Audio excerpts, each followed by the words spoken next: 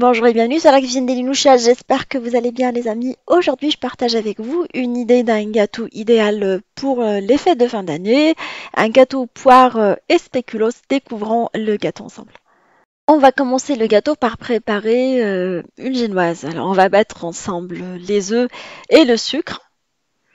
Alors je les bats pendant 3 minutes, histoire d'avoir une préparation assez blanche en fait, qui double de volume, voire même triple de volume. Ça c'est important pour réussir les préparations de génoise. On a eu l'occasion de la réaliser pas mal de fois. Pour plus d'informations sur la réussite de la génoise, je vous laisserai le lien de la vidéo. Et après, on va incorporer petit à petit la farine en battant toujours notre préparation. On va mettre un tout petit peu de levure chimique. Alors, je vous laisserai les liens, les ingrédients en barre d'infos, comme d'habitude. Je vais vers la suite la préparation de génoise dans une plaque tapissée de papier cuisson, telle la préparation d'un gâteau roulé. Cette technique, elle est assez pratique pour préparer les gâteaux à plusieurs étages. J'ai même fait un layer cake avec, j'aurai l'occasion de le faire. C'est mieux comme ça que de couper le gâteau dans le sens de la largeur. Voilà, on va l'étaler correctement à l'aide d'une maryse. J'ai retrouvé la maryse finalement. Et on va égaliser la surface. On va faire cuire notre gâteau dans un four préchauffé à 160 pendant euh, 12 minutes. Juste histoire qu'il ait une coloration dorée. Après, on le ôte directement.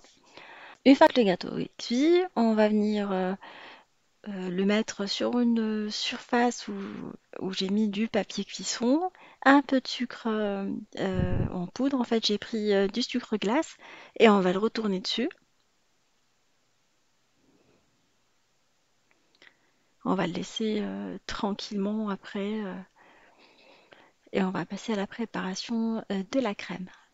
Alors pour la crème, je vais réaliser une chantilly laquelle je vais incorporer la pâte de spéculoos, mais il faut qu'elle soit assez compacte. Je vais utiliser beaucoup de mascarpone en fait.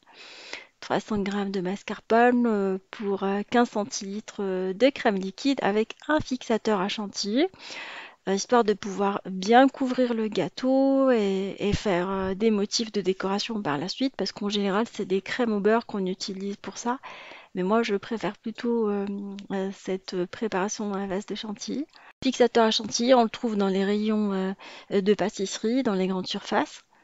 Je vais mettre également de la pâte de spéculoos, c'est comme une pâte à tartiner. Je l'ai acheté également dans grande surface, là où il y a les confitures. On va venir mixer, enfin plutôt battre tout ça à l'aide du batteur électrique, tel un montage d'une chantilly classique. On va pas incorporer de sucre, la pâte à spéculoos étant déjà sucrée, mais du coup je vais pas incorporer de sucre, je vais mettre la première partie de la pâte à spéculoos en premier, après je vais incorporer l'autre partie. Et voilà, on a une bonne petite crème. Alors, je vais la diviser en fait. Les 2 tiers, je vais les utiliser pour le fourrage du gâteau. Et le un tiers, je vais le laisser de côté au frais pour pouvoir par la suite faire la décoration du gâteau avec. Là, j'ai retourné ma génoise sur l'autre face et je vais venir la découper. Alors, je vais utiliser un moule à 18 cm. Ça va être un petit gâteau, hein. Enfin, moi, je j'aime pas les grands gâteaux. Comme je vous ai dit, on est une petite famille. Bah, du coup, c'est pratique de faire des petits gâteaux. Je vais venir découper des ronds. Au départ, j'avais utilisé le couteau et j'avais trouvé que c'était plus pratique de le faire avec le découpoir à pizza. On va découper 2 cercles et avec le reste, on va essayer de reconstituer un cercle. C'est pas toujours évident, mais on essaye de ne pas jeter. Alors, je prends le cercle pâtissier du gâteau, sans le fond, amovible, comme ça on va pouvoir le ôter facilement. Je vais mettre le premier cercle dedans, en fait, qu'on avait découpé, et je vais venir l'imbiber avec un mélange de confiture auquel j'ai rajouté le sirop de poire. En fait, quand on prend les poires au sirop, ben, on va rajouter un tout petit peu de sirop, l'équivalent de 10 centilitres pour une grande cuillère à soupe de confiture d'abricot par exemple.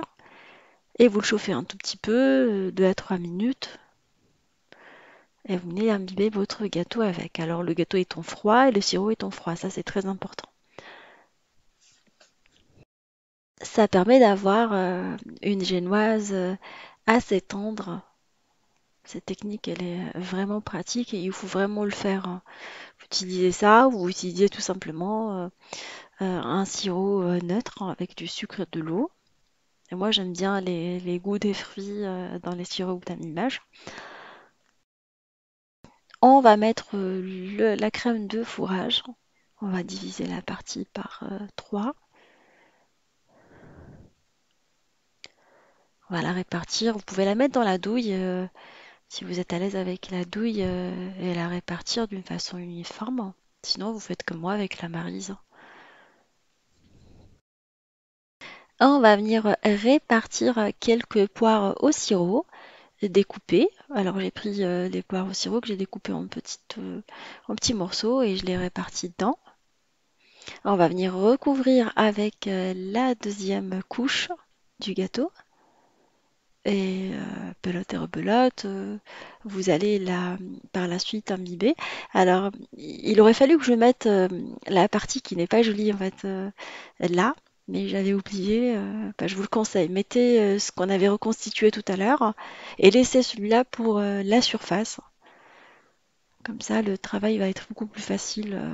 C'est juste un conseil. Moi, j'avais oublié et du coup, je me suis retrouvée avec la partie reconstituée pour couvrir le gâteau, mais je me suis démerdée quand même. J'ai ôté le cercle pâtissier et j'ai déposé mon gâteau à l'aide du papier cuisson dans lequel je l'ai laissé sur un cercle qui tourne en fait, un socle qui permet de tourner en plastique. C'est assez pratique, j'ai acheté 10 € au marché et finalement ça m'aide beaucoup pour les gâteaux. Ça évite de les porter, du coup c'est pratique. Alors on va mettre la crème de couverture un peu partout. Et je rappelle que l'autre partie de la crème, elle est au frigo. C'est important de la laisser au frigo pour pouvoir par la suite faire le pochage. Sinon, au niveau de la douille, vous n'allez pas pouvoir la sortir.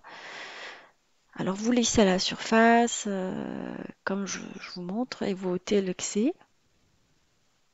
Une fois qu'on a bien lissé notre gâteau, on va venir le décorer avec des crêpes dentelles que découpées en petits morceaux. Alors, les crêpes dentelles découpées en morceaux, je les ai achetées chez Alice. Délices, ou plutôt, ça peut remplacer les amandes concassées ou les amandes effilées. C'est des brisures de crêpes dentelles. On va le porter un peu et le décorer comme je vous montre à l'aide du socle, mais je garde le papier, comme ça quand on l'enlève, on glisse le gâteau, les particules restent dessus.